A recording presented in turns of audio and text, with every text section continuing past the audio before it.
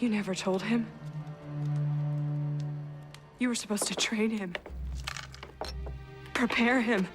What have you been doing for the last 20 years? Letting him catch worms, steal apples, skin his knees, find out what makes his heart beat faster. My sister gave her life to make sure that I got here. To make sure that I put the book in the Seeker's hands, and he's catching worms? Never knew a great man who didn't have a little dirt under his nails. And while he's getting his nails dirty, did it ever occur to you to give him the slightest inkling that he is the first true Seeker in the last 1,000 years? He has a destiny. Who are you to decide a man's destiny? It's not me, it's the prophecy. Prophecy be damned! I averted the prophecy when I brought him here. Until you opened up a nice little door in the boundary and said, right this way to the Seeker, ladies and gentlemen. So it doesn't matter that Darkenwall is growing more powerful every day. That people in the Midlands are losing their freedom, dying by the thousands. Stop! What are you talking about? And what's a Seeker?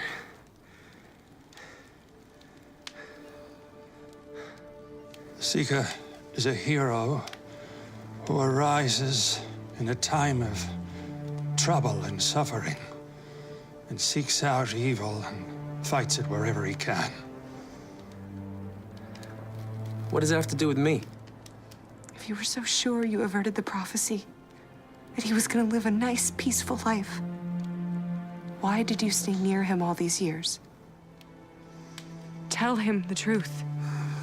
Tell him who he is.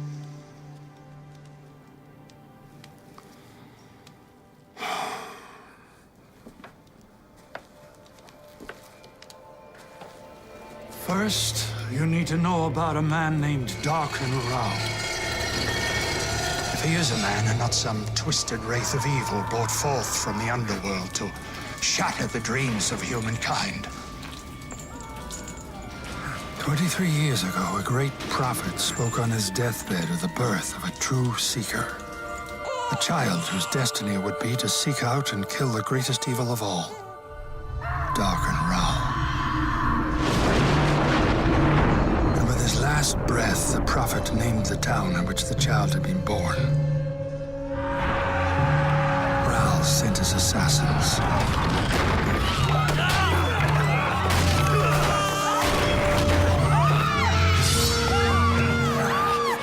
And in one night, they murdered every firstborn son in Brennenden.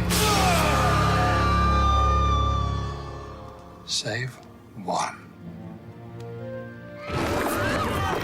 By the grace of the spirits, word of the prophecy found its way to me, along with something Darken Rao didn't have. Your name. Your mother gave birth in the madness of the massacre. She was young. She was weak. The midwife didn't think she'd last the night.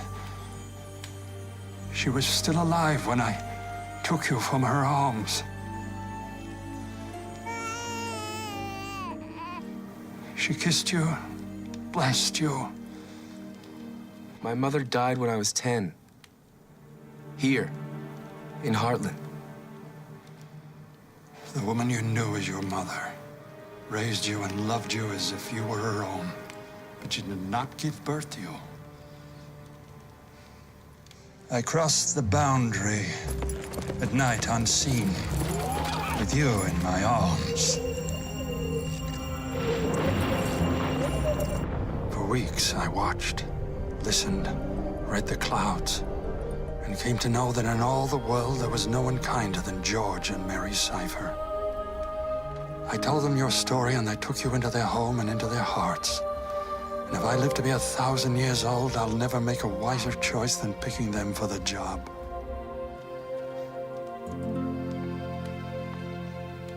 So, according to this fantasy, who's my real father? I don't know. And if you knew my parents so well, why didn't I ever see you with them? Why haven't you talked to me? I kept myself apart. Close enough to keep watch over you, but far enough away so that if Darken Rao ever found his way to me, I wouldn't be a blazing arrow pointing the way to you. Apparently, that's what confessors are for. Confessors?